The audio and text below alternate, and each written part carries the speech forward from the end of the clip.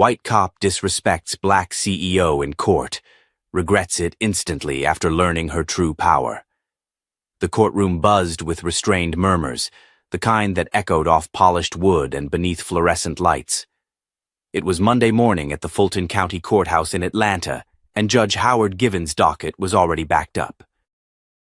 Bailiffs moved quickly, attorneys shuffled papers, and defendants lined the benches like nameless faces in an endless procession. Among them sat a woman who didn't belong in any ordinary courtroom bench. Jordan Miles sat straight-backed, calm, her posture precise. She was dressed in a charcoal blazer with a silk collar, no jewelry except for a smart gold watch, and her heels were modest but stylish. At 42, she exuded confidence, not the kind that shouted, but the kind that required no announcement. Her short, natural curls framed a face that was both composed and quietly formidable. She looked like she was analyzing every square inch of the courtroom, not out of fear, but out of focus. What no one around her knew was that Jordan Miles was the founder and CEO of Monarch Global Technologies, one of the fastest-growing AI firms in the U.S., contracted with both Fortune 500 companies and multiple federal agencies. She had been named one of Time's Women of the Future. But today, she was not here for business. She had come to quietly sit in on a civil rights hearing, one concerning the wrongful arrest of her friend's teenage son, Jamal, whose case had been suspiciously buried. Jordan had financed the legal team anonymously, but she hadn't expected what would happen next. Court officer Mike Redford had been assigned to courtroom security that morning. A white man in his early 50s, with a barrel chest and a chip on his shoulder, he had served in law enforcement for over 2 decades. But his understanding of respect had always been selective. To him, Jordan Miles was just another well-dressed black woman taking up space where she didn't belong. He noticed her almost immediately, sitting too comfortably, not looking intimidated, looking him directly in the eye when their gazes met. That irritated him. Redford approached. "Excuse me, ma'am," he said gruffly, eyes narrowing. "Courtroom seating up front is reserved for legal parties and press." "You need to move." Jordan blinked, confused but calm. "I'm here with the family. I was asked to sit close." He scoffed. "I didn't ask who you were with. You're not counsel, and you're not press. Move to the back." "I'm not obstructing anything," she said, still seated. "And I haven't disrupted court proceedings in any way." Redford stepped closer, lowering his voice but increasing the hostility. "I said move. Don't make me ask again." Jordan studied him for a long second. "Is this about seating protocol, or is there something else bothering you today?" The officer's jaw clenched. "Is that sarcasm?" "No," Jordan said. "It's a legitimate question." People nearby had started paying attention. A few heads turned. Redford's ears burned. How dare she challenge him? "In front of others?" "That's it," he snapped. "Get up." "You're out." "You're escalating something that doesn't exist," Jordan said, standing slowly. "You don't have cause." "I don't need cause to remove someone being non-compliant," Redford barked. "You're disrupting court decorum." "Come on." Before she could reply, Redford grabbed her elbow, not roughly but firmly, and began leading her toward the exit. That's when Judge Givens, presiding from his bench, noticed the commotion.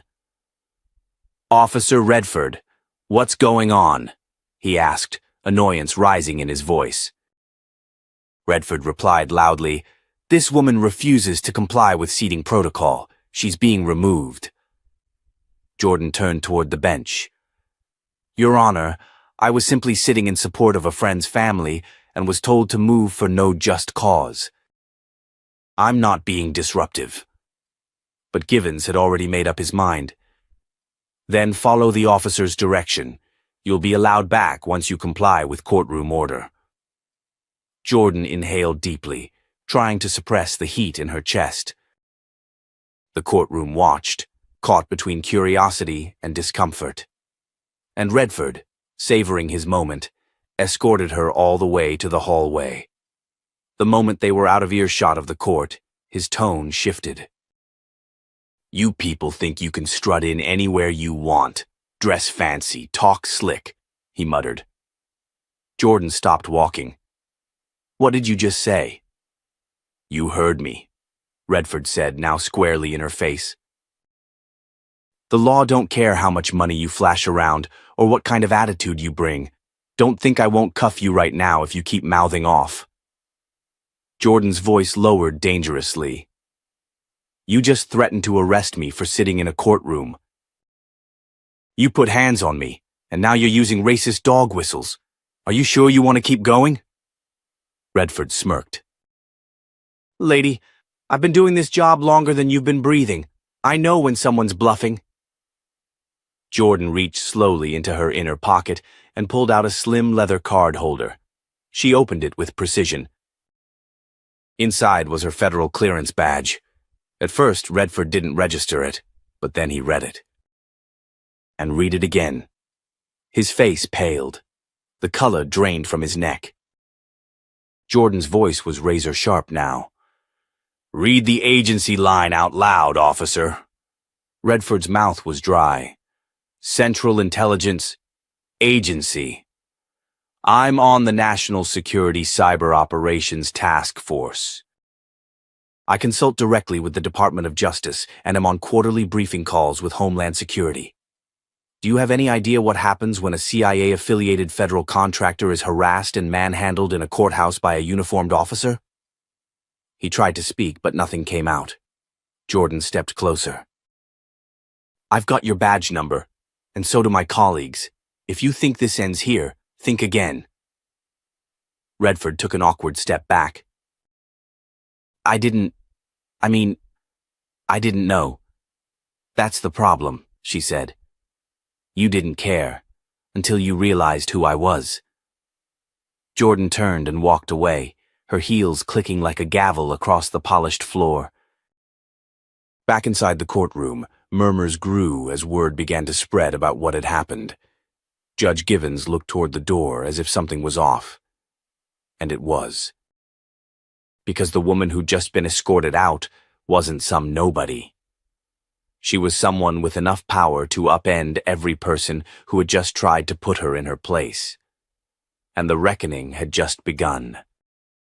The hallway outside courtroom 3B was dead silent now.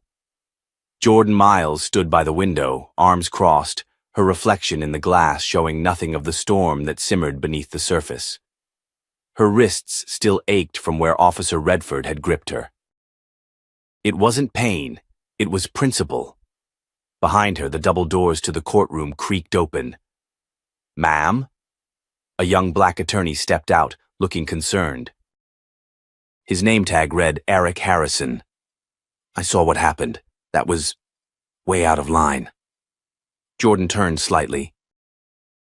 "You were in there?" He nodded. "I was sitting 2 rows back. I've seen some ugly moves in court, but that was straight-up disrespect. Everyone saw it, and they saw you handle it like a boss." She didn't smile. "Not yet. I'm filing a formal complaint," she said, her voice low but solid. "Internal affairs, the Bar Association, and a separate civil action if it comes to it." "But not just for me." Eric raised an eyebrow. "Not just for you?" Jordan looked back toward the courtroom. "The boy. Jamal, the kid this whole hearing was about. They're trying to bury his case under paperwork and bias. And if this is how they treat someone like me, imagine what they're doing to him." Eric exhaled slowly. "You know his mother." "She's a friend," Jordan replied. "I've been helping cover legal costs." "Off the record. Until now." He tilted his head. "So what now?" "Now," Jordan said, straightening up, "they get to learn who they tried to push out of a courtroom." Meanwhile, inside the courtroom, Officer Mike Redford had returned, his swagger noticeably absent. He took his post against the wall, trying to act unbothered, but anyone paying attention would have noticed his shifting weight, his flickering eyes, and the light sheen of sweat on his brow. Judge Givens glanced at him. "Issue handled?" "Yes, Your Honor," Redford lied through his teeth. But the judge was no fool. He'd already caught whispers, and he knew enough about Jordan Miles to know this wasn't going away quietly. Back outside, Jordan's phone buzzed. It was a secure line. She stepped away to answer. "Miles," she said. "Jordan," came the voice of her handler, CIA Liaison Director Julia Marks. "We just received word through the DOJ that you were detained in a courtroom." "Is that accurate?" "Unofficially detained. No charges. Just a thug with a badge and a bruised ego." There was a pause. "Do we need to step in?" "Not yet," Jordan said. "But I do need access to certain court records, and I need you to put quiet eyes on Judge Givens." "He's not the problem?" "Not directly. But something's off. This isn't just one bad cop or a single incident. I want to know why Jamal Thompson's case was never picked up by the public defender's office. And why 2 months of surveillance footage from his arrest is missing." Marks hesitated, then said, "You're not operating in a classified capacity right now." "I don't need to be," Jordan said. "I'm acting as a private citizen, who also happens to know where the pressure points are." A beat of silence. "We'll run a soft sweep," Marks finally replied. "You'll have files by morning." Jordan hung up. Back in the courtroom, Judge Givens called a recess. As the room emptied, Redford tried to slip away unnoticed. But Jordan was waiting by the exit. "Officer Redford," she said, stopping him cold. He froze. "You and I are going to have a formal sit-down with your superior this week. I've already requested your body cam footage from this morning, and you may want to start thinking about what you're going to tell your union rep." He opened his mouth. No words came out. "And one more thing," Jordan added. "If you ever put your hands on another black woman for simply taking up space, I promise you, whatever fallout you're about to face right now will feel like mercy." She walked away without another word. Redford stood there, cold sweat crawling down his back. Later that night, in a small conference room at Monarch Global's private office in Midtown Atlanta, Jordan laid out everything she had compiled so far. Alongside her were 2 of her closest allies, Maya Bell, her legal strategist, and Ethan Lowell, a former federal prosecutor turned private investigator. "They didn't just mishandle Jamal's arrest," Maya said, pointing to the case timeline on the whiteboard. "They rerouted the complaint internally before it even reached the state's intake system. Someone's trying to erase this case." "And look here," Ethan added. "The officers involved in Jamal's arrest? Same precinct as Redford, same squad. One of them has 3 prior excessive force complaints, none of which were prosecuted." Jordan leaned back in her chair, her mind working like a chessboard. They didn't just arrest that boy. They planted something. Or doctored footage, and now they're trying to make him look like a threat so they can justify what they did. "You think it's a pattern?" Maya asked. Jordan nodded slowly. "No, I think it's a protocol." There was silence. Ethan cleared his throat. "You gonna go public?" "Not yet," Jordan said. "First, we expose them the way they tried to expose him. Through the system. In court. On record." And then she said the words that would set everything into motion. "I'm not just going to defend Jamal. I'm going to dismantle every last person who helped bury the truth." She closed her laptop with a snap. "Let's get to work." Jordan Miles sat in the back seat of a black SUV, parked half a block away from the Fulton County Courthouse. Rain tapped against the windshield, blurring the city lights into soft smears of orange and blue. Inside, the cabin was dim and silent, save for the quiet hum of encrypted laptop fans beside her.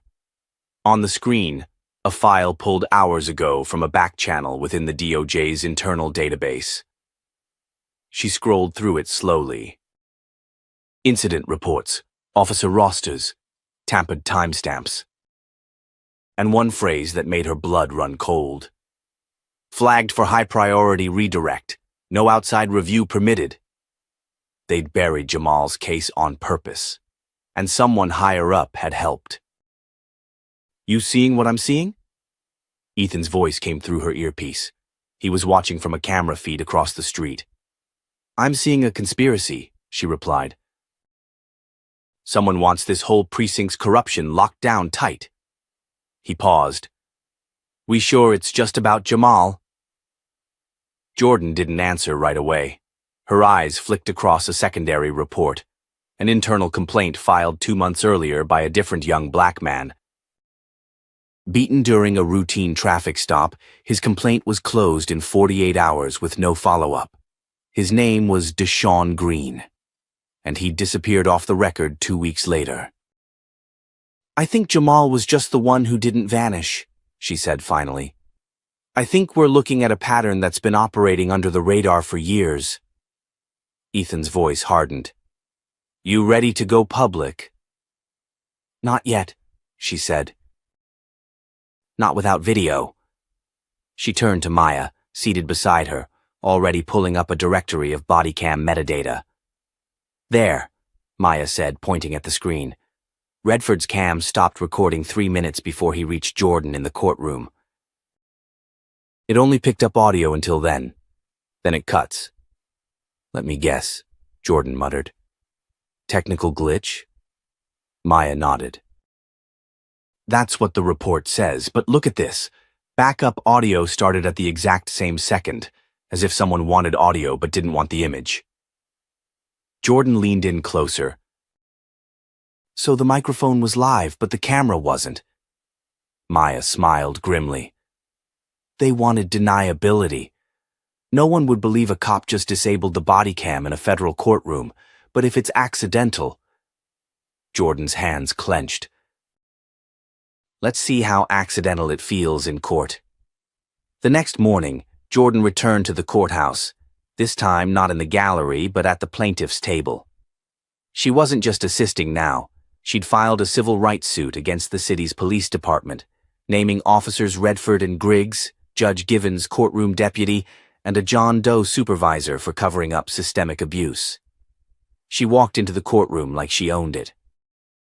And in some sense, she did. She didn't flaunt her title, didn't need to. Her presence was enough. Opposing counsel looked rattled before they even sat down. Judge Amelia Grant, presiding over the suit, adjusted her glasses and addressed the courtroom. Ms. Miles, representing yourself? Jordan stood. Representing myself and the interests of a minor unjustly detained and publicly degraded, Your Honor.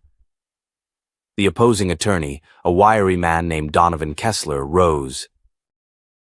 We believe this is an overreach. Ms. Miles was never charged. Her account is based on personal interpretation. Objection, Jordan cut in smoothly. Facts, not interpretation. I have audio recordings, multiple witnesses, and missing video data that conveniently supports my claim. Unless Mr. Kessler has a different definition of overreach. Judge Grant gave Kessler a look that shut him down mid-rebuttal. The first witness was called Jamal Thompson's mother, Yvette. She walked up slowly, hands trembling slightly as she was sworn in. Jordan approached with care. Mrs. Thompson, she said gently, when was the first time your son told you about the officer who assaulted him? Yvette swallowed. 2 days after it happened. He didn't want to talk at first. Said he was scared they'd come for him again. Jordan nodded. And had you received any formal notice of the arrest? No. I found out from a neighbor who saw it happen. Jordan turned to the judge. No documentation. No court hearing. No charges. And still he spent 48 hours in a holding cell for resisting arrest. Resisting what? Judge Grant asked quietly. Jordan's gaze sharpened. That's the question, Your Honor. Kessler objected again, his voice rising. There's no direct connection between my clients and this unrelated arrest. Jordan interrupted him once more. Oh, but there is. She clicked the remote in her hand. On the courtroom screen, an audio file began to play. It was grainy, low volume, but clear enough. Redford's voice, unmistakable. I don't care who she is. Black lady in business clothes talking back in court. That's all I need. A hush fell across the room. Even Judge Grant blinked. Kessler tried to respond, but Jordan wasn't done.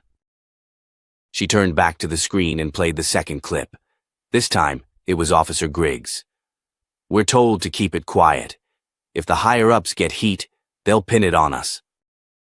Just do the file scrub and move on. Jordan let the silence sink in before she spoke. These aren't technical errors. They're strategies. And they've been used to target black residents under the guise of procedure. The judge leaned back slowly. I'll be issuing a court order to preserve all remaining footage and open an independent investigation. Kessler stood, eyes darting nervously. Your Honor, this is a public hearing. Grant cut him off. And the court is very interested in transparency. As the session ended, Jordan packed her briefcase and turned to Maya, who was smiling now. You dropped a nuke in there, Maya whispered. Jordan's voice was quiet but steady. I'm just getting started. Outside, a reporter caught up with her. Ms. Miles, any comment on the suit you just filed? Jordan paused, then faced the camera. If this city thinks it can bury the truth beneath paperwork and silence, they haven't met me yet. I'm not just fighting for Jamal. I'm fighting for everyone who's ever been handcuffed by a lie. She walked away, heels clicking sharply on the courthouse steps. And behind her, the system began to tremble. The courtroom was still humming with tension from the last hearing when Jordan returned the following week. News of the explosive audio had spread beyond the courthouse, stirring local media and social justice organizations into action. Now, every move she made was shadowed by flashing cameras and whispering reporters, but she walked with the same composure and focus that had always defined her, even before the world knew her name. Inside, Judge Amelia Grant had called for a preliminary evidentiary hearing. The city had requested a dismissal of the case, citing insufficient grounds for systemic claims. Jordan knew better. She had enough evidence to not just reject the dismissal, but to pull back the curtain on a network of corruption stretching far beyond 2 rogue officers. Her suit wasn't just about the abuse she'd endured. It was about what they had tried to hide with her arrest. And she was about to make that very clear. As she organized her notes at the plaintiff's table, Maya whispered from beside her. Are we sure about this file? She asked. Once we use it, there's no going back. Jordan nodded. That's exactly why we're going forward. Across the room, Officer Redford sat stiffly in a dark gray suit, eyes glued to the table in front of him. Officer Griggs was absent. His attorney claimed emotional distress had kept him from appearing. But it wouldn't matter. Today wasn't about their faces. It was about what they'd done. The bailiff called the room to order, and Judge Grant looked out over the crowd before speaking. We're here today to determine whether sufficient evidence exists to proceed with the civil suit brought forth by Ms. Jordan Miles against the Atlanta Police Department and affiliated defendants. She nodded toward Jordan. Ms. Miles, you may proceed. Jordan stood, her presence commanding yet understated. She didn't pace. She didn't raise her voice. She simply stepped forward and spoke like a woman who knew every word mattered. Your Honor, last week I provided audio recordings of 2 officers discussing how and why I was targeted in court. Today, I intend to show that my case was not an anomaly, but part of a broader, intentional pattern of racial targeting. Judge Grant gave a slow nod. You have the floor. Jordan clicked the remote again, and a new video began to play. This one wasn't from a police body cam. It was security footage from the courthouse basement, pulled from an access request Maya had filed under a legal tech exemption. On screen, Officer Griggs could be seen speaking with an unknown man in plain clothes. Then, as the audio kicked in, the room froze. You sure she's just a lawyer? The man asked. She's got money. Looks like one of them boardroom types, Griggs replied. She ain't local. That badge might scare her a little. She didn't scare easy today. Then make her. Silence. You want me to plant something? The man didn't answer, but he handed Griggs a small plastic bag before turning and walking out of frame. Jordan paused the footage and turned back to Judge Grant. This video was captured 2 hours before I was arrested in open court, and moments before my handbag was moved by Griggs without consent. Gasps rippled through the crowd. Even Judge Grant's expression hardened. Jordan continued, I didn't bring that video last week because I needed to verify the man's identity. His name is Gregory Chase. Former APD, currently working under contract for the city's private security vendor. He's also under investigation in 2 unrelated tampering cases, both dropped without explanation. Opposing counsel jumped to his feet. Your Honor, this is highly speculative. It's supported by 2 digital timestamps, sworn affidavits, and a signed visitor log from courthouse security, Jordan cut in. And I have all 3 right here. She handed over the documents without missing a beat. This isn't about one bad day, Your Honor. It's about an organized effort to discredit a black professional woman, because I spoke back. Kessler, visibly rattled, tried again. This is a distraction. Ms. Miles is creating a narrative to avoid accountability for her behavior in court. Jordan's reply came swift and cold. I was arrested for standing still, for asking questions, for wearing the wrong skin in the wrong courtroom. There was no behavior, just silence, and that was too loud for them.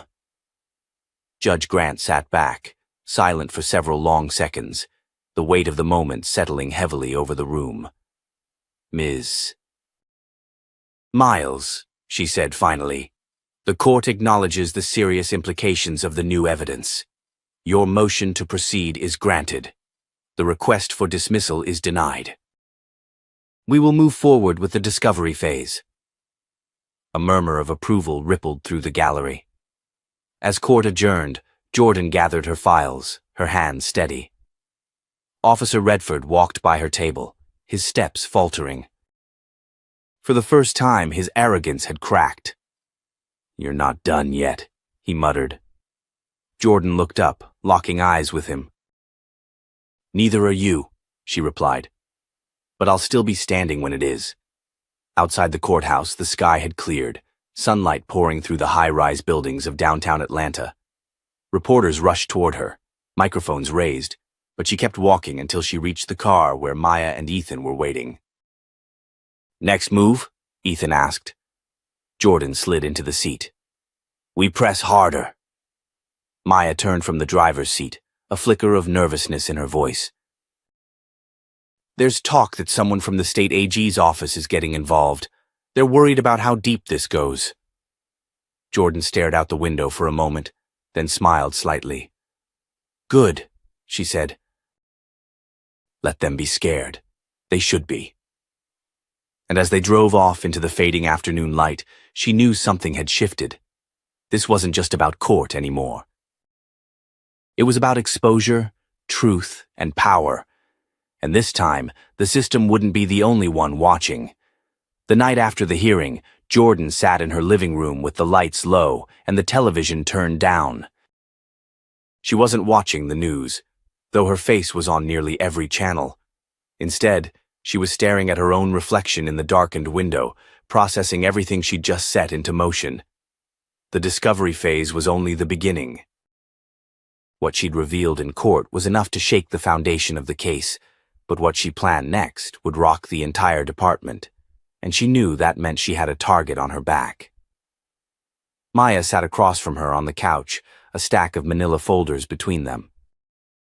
"We've traced Chase's employment history," she said. 3 years ago, he was dismissed from APD for an internal misconduct charge that was mysteriously dropped. 2 months later, he's working with Sentinel Solutions, a private firm with heavy city contracts. "Of course," Jordan murmured. "City hires out the dirty work to maintain deniability." Maya flipped open a folder. "But here's where it gets messier. Sentinel has ties to a local nonprofit that receives federal funding for urban safety initiatives. The same nonprofit that runs pre-arrest diversion programs and supplies unofficial security training to off-duty officers." Jordan looked up sharply. "Meaning?" "Meaning the city is outsourcing its policing, using shell orgs and community partners to funnel influence without oversight. That Chase video, he's just the front man." Jordan stood, pacing. "So they set me up in that courtroom, knowing full well I had no priors, no threat history. It wasn't just retaliation. It was a warning." Maya's voice dropped. "We also found a report. Internal APD memo from last year. Lists you by name. Flags you as a potential agitator due to public appearances and social media content related to civil justice reform." Jordan stopped in her tracks. "I was being watched?" "You weren't the only one." Jordan rubbed her temples. "They built an internal enemy list, like a blacklist." Ethan arrived moments later, his laptop open before he even sat down. "I've cross-referenced everything we've got with APD's past settlements. Over the last 5 years, the city's paid out more than $20 million in civil claims involving unlawful arrests, most of them against black plaintiffs. No media coverage, no trial, just buried in sealed agreements." Jordan raised an eyebrow. "And how many of those involve the same officers?" "Too many to be coincidence. Riley, Griggs, Chase. Even the judge who dismissed the wrongful detainment charges in 2019, she has 2 unexplained case closures linked to similar defendants." The dots weren't just connecting, they were forming a noose. Jordan leaned in, voice firm. "We need to go public, a press conference, not just about my case, but all of them." Ethan hesitated. "Jordan, that's war." "I'm not scared of war," she said. "I'm scared of silence." 2 days later, the conference room at the Hyatt downtown was packed. Journalists, civil rights attorneys, community leaders, all gathered after word leaked that Jordan Miles would make a major announcement. Behind her stood a blown-up image of the video still, Officer Griggs accepting the planted evidence. Next to it, a screen displaying payout figures and sealed case numbers. Jordan stepped to the mic. 2 weeks ago, I was arrested in open court, not for breaking the law, but for daring to challenge the abuse of it. What I've uncovered since then is not just about me, it's about a system weaponized against its own citizens." She outlined the blacklisting, the false arrest pattern, the shell companies, each point punctuated by a photograph, a document, a statistic. "These are not isolated incidents. These are coordinated operations, and they target people who look like me." A voice from the crowd called out, "What do you want?" Jordan didn't miss a beat. "Accountability, transparency, prosecution. I want every officer, contractor, and official involved in this operation investigated by the Department of Justice, and I want every victim to know they weren't alone." The room erupted in applause. Later that evening, while reviewing footage from the conference, Jordan received a phone call from a blocked number. She debated ignoring it, but something in her gut told her to answer. The voice on the line was distorted, They're scared, Ms. Miles. And when they're scared, they get sloppy. You're about to get a file delivered. Read it, then decide if you want to keep playing nice. Before she could respond, the line went dead. 15 minutes later, a courier dropped off a thin package with no return address. Inside was a USB drive and a typed note. You think it's about cops. It's bigger than that. Jordan plugged the drive into a secure laptop. The file contained a single video. Surveillance footage, not from a courthouse, but a private residence. The grainy time-stamped clip showed Officer Griggs at a backyard party with several men in suits. One of them was a city councilman. Another, a sitting judge. They clinked glasses, laughed, passed a folder. It was the same file that had been planted in her bag. Jordan leaned back in her chair, her mind reeling. This wasn't just corruption, it was collusion. As the screen faded to black, Jordan whispered to herself, "They don't even know what's coming." Because the courtroom wasn't the only battlefield now. The city itself was under scrutiny, and she was just getting started. The following morning, the city seemed to breathe differently. Headlines across digital platforms screamed in bold fonts. CEO Jordan Miles accuses police department of systemic collusion. News anchors debated whether her claims would trigger a federal probe. But while the public was only beginning to wake up, Jordan had been up all night, piecing together the final move. In her penthouse office overlooking downtown Atlanta, she stood before a whiteboard covered in names, arrows, and red lines. Maya sat beside her, tired but wired, reviewing the new footage again and again. "This isn't just a few rogue cops," Maya said quietly. "It's a web. Politicians, judges, law enforcement. If we go after this, we're going after everyone." "That's the point," Jordan replied. "They're not hiding anymore. They think no one has the power to stop them, so we're going to make them visible." Ethan walked in holding 2 cups of coffee and a thick envelope. "This just arrived at the front desk." "No name, but the handwriting's the same as the one from the USB package." Jordan took the envelope carefully and peeled it open. Inside were photocopies of internal communications from the mayor's office to the police union. Email threads. Meeting notes. It was all there. Coordinated retaliation tactics against political critics. One line in particular sent a chill through the room. Target high-profile disruptors. Use minor infractions. Plantable evidence preferred. Create headlines first. Defend later. Jordan's fingers tightened around the page.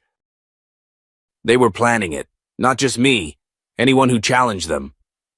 She took a deep breath and turned to Ethan. Set up a meeting with the U.S. Attorney for the Northern District. Today. I'm not handing this to the media. I'm handing it to the people who can put these bastards in federal prison.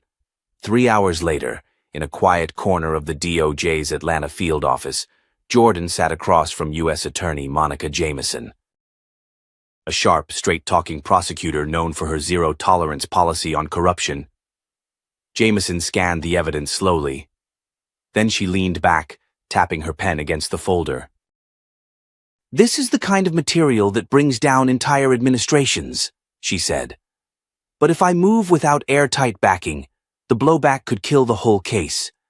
I need testimony. From someone on the inside." Jordan already had the answer. She pulled out her phone, scrolled to a name, and handed it to Jameson. "Call him." Officer Anthony Delgado. He reached out anonymously 2 nights ago. Said he'd been part of a raid targeting innocent residents in West End. Told to keep quiet or be reassigned.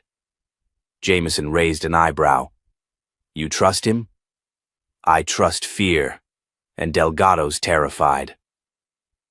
Later that night, under protective surveillance, Delgado met with Jordan, Maya, and Jameson in a secure warehouse-turned-safe house on the edge of town. He looked young, too young to be carrying the weight of betrayal on his face. But his words were steady.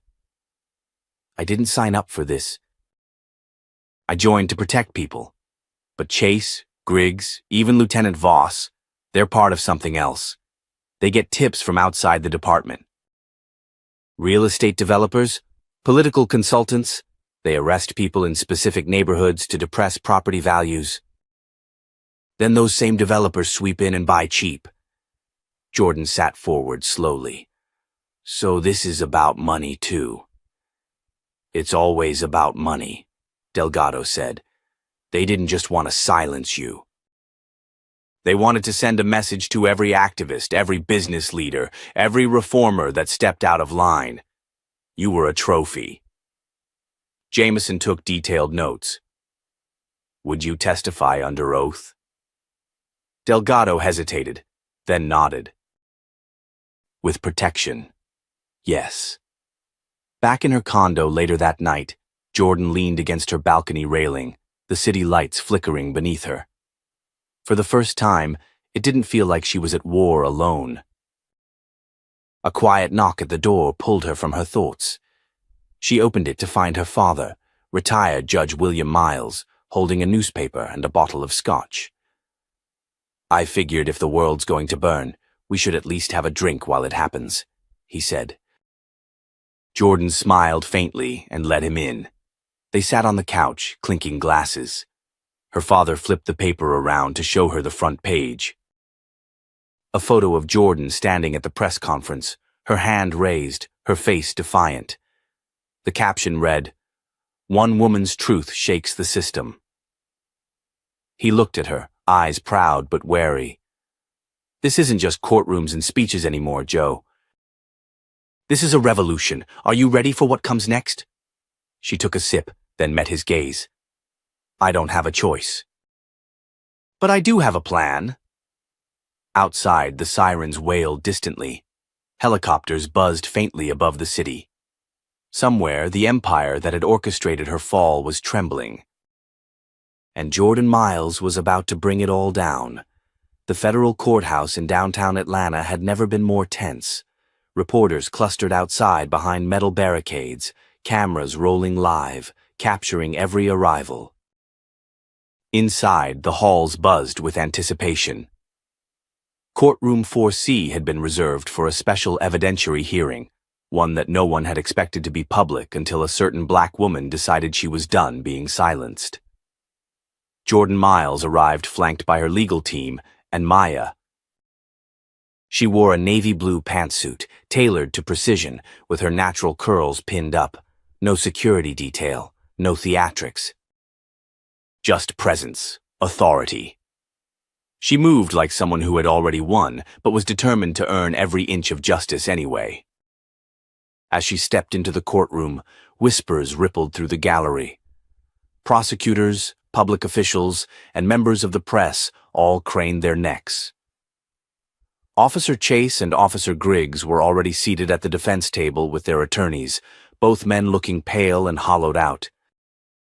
There was no trace of the arrogance they once wore like armor. The judge presiding over the hearing, Hannah Raymond Ellison, was a no-nonsense federal judge, known for his sharp tongue and sharper sense of fairness. He glanced at the docket, adjusted his glasses, and gave a slight nod. "Ms. Miles," he said. "Are you ready to proceed?" Jordan stood. "Yes, Your Honor. We will begin with our first witness, Officer Anthony Delgado." There was a pause in the room, a slight gasp from the defense table. Delgado had disappeared off the radar weeks ago, supposedly placed on desk duty after requesting leave. No one expected him to appear today, let alone to testify. Delgado walked in through the side door, nervous but resolute. He took the stand, was sworn in, and began recounting in painful detail the directives he'd been given, the red flags he ignored, and the chilling meetings he'd attended in hushed rooms with men like Chase, Griggs, and even a local developer who needed that neighborhood cleared. "What did they tell you about Jordan Miles?" Jordan's lawyer asked. "They called her a problem, said she was too visible. That someone had to remind her who's in charge." Were you ordered to fabricate evidence? Delgado nodded. We were told to find something, anything, and if we couldn't find it, make it look close enough. Gasps echoed in the room. The judge leaned forward. Do you have documentation to support this? Delgado looked at Jordan, then reached into a folder and passed it to the court clerk. Meeting logs. Email chains, audio snippets I recorded on my personal phone. I was scared. But I couldn't be part of it anymore. When the judge reviewed the contents, his brow furrowed deeply. These aren't just unethical, these are felonies. By midday, the mood had shifted completely. More witnesses were called. A retired officer who had also received hush money offers, a city hall staffer who confirmed that Jordan's name had been circulated on an unofficial watch list, and finally, a whistleblower from a private PR firm hired to manage the fallout once Jordan's arrest made headlines. It was a setup. Every angle. Every inch of it. Officer Griggs's attorney tried to shift blame. My client was misled. He didn't know the full scope of... Jordan interrupted, standing slowly. Permission to speak, Your Honor. Judge Ellison paused, then nodded. Jordan turned to the room. I was framed, publicly humiliated. I was made to look like a criminal in front of an entire courtroom, not because I broke the law, but because I refused to bow. I've spent my life building a company that employs over 500 people, donates millions to underserved communities, and advocates for criminal justice reform. That's what they hated. Not what I did, but who I am. She turned toward Chase and Griggs, her voice ice. You didn't just try to break me. You tried to send a message. But today, the only message being sent is this. Your system is crumbling. Griggs couldn't look her in the eye. Chase fidgeted, his face blotched with sweat. Judge Ellison cleared his throat. In light of the evidence presented, I am referring this case to the U.S. Attorney for formal criminal prosecution. Officers Chase and Griggs will remain in federal custody until the next hearing. As the courtroom erupted in motion, media stormed the hallways. The truth wasn't just out, it was undeniable. Back in the hallway, Maya rushed up to Jordan with tears in her eyes. You did it. Jordan didn't smile. She exhaled. No, she said. We just started. Because while Chase and Griggs were going down, there were more names on that whiteboard. And justice wasn't about one courtroom. It was about rewriting the rules, once and for all. The sun rose quietly over Atlanta, but the city itself was anything but calm. Word of the explosive courtroom revelation had spread like wildfire across social media, national broadcasts, and political circles. News anchors debated the scope of corruption. Editorial headlines used words like systemic betrayal and images of Jordan Miles, calm, composed, unshakable on the witness stand, dominated every screen. But for Jordan, the media frenzy meant little compared to what came next. The day after the hearing, she stepped into a conference room atop her company's skyscraper headquarters, greeted by applause from her executive team and silence from many others who once questioned her leadership. Her face was solemn but firm. We survived, she said simply. Now we build. By noon, indictments had been filed against officers Chase and Griggs for obstruction of justice, falsifying police reports, and conspiracy to violate civil rights. More surprising, however, was the arrest of Deputy Mayor Harris Caldwell, the one who had once dined with Jordan and smiled for photos at her community grant awards. Turns out, he had signed off on the funding for the private security firms and cleanup teams used to displace residents in Jordan's redevelopment neighborhoods. Not for public safety, but to clear space for corporate developers who had been quietly lobbying City Hall. As the federal investigation deepened, new names surfaced. Real estate tycoons, city zoning officials, and 2 judges from the lower circuit were all implicated. What started as an act of police misconduct had unraveled an entire network of collusion between law enforcement and power-hungry businessmen, using fear and prejudice as leverage. One by one they were brought in, questioned, charged. Meanwhile, Jordan's own staff struggled to keep up with the outpouring of support. Thousands of emails, letters, and calls poured in from around the country. Messages from Black professionals who had faced similar disrespect, from single mothers who had once lived in the very housing projects Jordan rebuilt, from young women who now saw her not just as a CEO, but as a symbol of power wielded with grace. At a press conference held on the steps of the federal courthouse, Jordan stood beside U.S. Attorney Melanie Price, the lead prosecutor on the case. Flanked by community leaders and civil rights activists, she addressed the public not as a victim, but as a voice for change.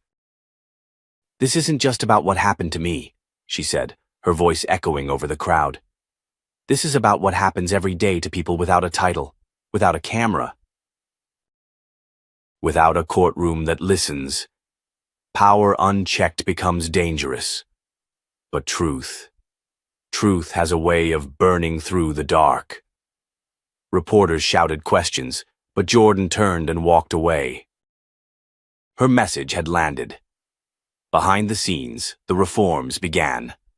The police department was ordered to undergo mandatory federal oversight. A new civilian review board, diverse, transparent, and uncompromised, was formed to evaluate misconduct allegations.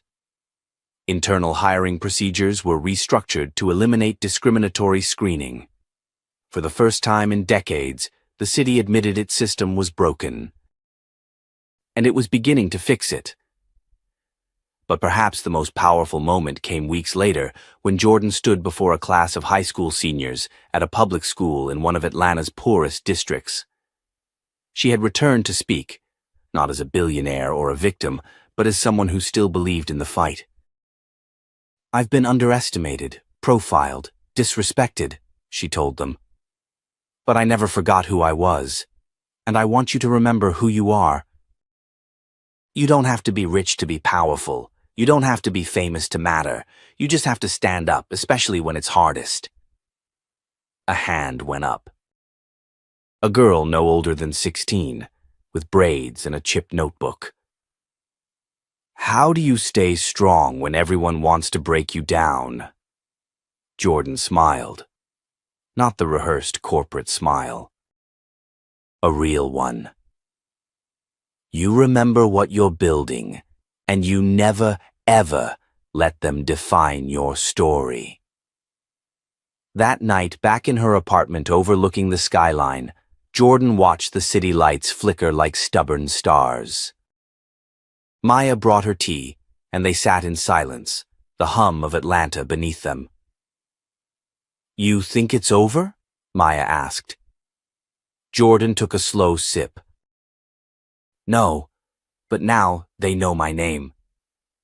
She turned toward the window, and more importantly, now they know they can't erase it. To everyone listening, if Jordan's story moved you, if you believe in justice that doesn't wait for a badge, a title, or a miracle, then share this story. Let it travel further than her courtroom ever could. Because the next time someone's power is questioned because of their skin, their gender, or their silence, your voice might be what tips the scale. Thank you for watching. If this story meant something to you, like the video, subscribe, and share it with someone who needs to know they're not alone. We'll see you in the next story, because the fight for truth isn't over. It's only just begun.